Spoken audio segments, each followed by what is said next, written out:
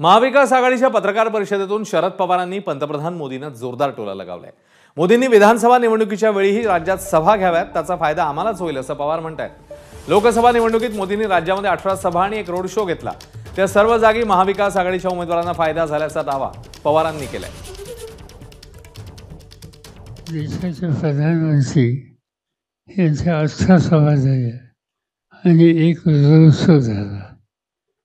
त्यांच्या या 18 सभा ज्या ठिकाणी झाल्या आणि रोड शो ज्या ठिकाणी झाला त्या ठिकाणी आम्हा लोकांच्या उमेदवारांना जनतेने फारच मोठ्या प्रमाणात पाठिंबा दिला आणि म्हणून विधानसभेच्या निवडणुकीच्या काळामध्ये प्रधानमंत्र्यांच्या जेवढ्या ज्या जागा व्यक्ती होती तेवढं आमच्या स्पष्ट बहुमताच्या दृष्टीनं अनुकूल वातावरण होईल। एबीपी माझा, उघडा डोळे बघा नीट।